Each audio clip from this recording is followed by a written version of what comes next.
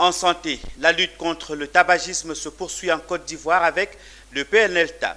Le temps n'est pas de tout repos pour cette institution qui participe à la bonne santé des Ivoiriens à travers l'interdiction du tabagisme et autres excitants assimilés. Récemment, dans la commune de Marcory, dans les espaces publics, bars et maquis, le PNLTA a effectué des descentes de sensibilisation et de contrôle. Cette descente lui a permis de constater des avancées quant à la sensibilisation, mais aussi de procéder à des saisies dans les espaces de chicha. Mon désir, Nascimento. Mairie de Marcory à la tombée de la nuit. Une importante équipe du PNLTA entendait Programme national de lutte contre le tabagisme, l'alcoolisme, la toxicomanie et les autres addictions. L'équipe est composée d'une trentaine de personnes, parmi lesquelles des agents de la police nationale, de la police municipale, des agents de la mairie et du PNLTA. Objectif, faire le constat des sensibilisations antérieures et procéder à des saisies dans les bars réfractaires. Pour faire le job de ce vendredi 30 septembre 2024, deux équipes ont été constituées. La première sur le flanc droit et la seconde sur le flanc gauche en venant de la mairie de Marcory.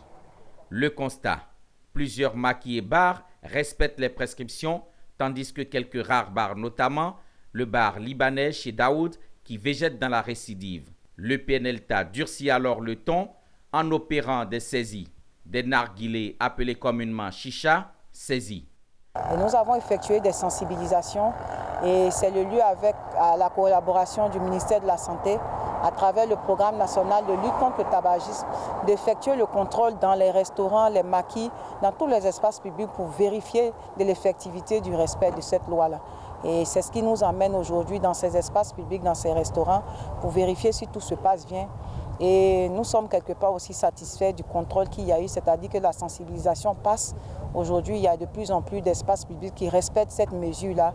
Mais il faut redoubler d'efforts parce qu'il y a encore certaines personnes qui n'ont certainement pas l'information et qui sont en train d'être sensibilisées. Donc ce que nous faisons, nous apposons des signalétiques et pour d'autres qui ont été déjà sensibilisés mais qui ne respectent pas ces décisions-là, les dispositions de la loi, actuellement il y a des saisines qui sont faites de tout ce qui est matériel qui est issu des produits du tabac. C'est un bar non fumeur.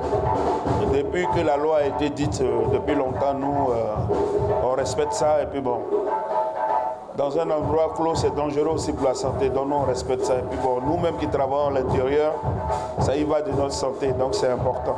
Il sonne minuit passé de quelques minutes. Les deux équipes se retrouvent au restaurant libanais chez Daoud, qui déclare ne pas être informé sur la loi interdisant la toxicomanie à grande échelle. Une convocation lui a été remise pour répondre le mardi 1er octobre 2024. Nul n'est censé ignorer la loi. En attendant qu'ils se mettent en règle, la sensibilisation se poursuit avec les communes de Port-Boué et les autres communes d'Abidjan.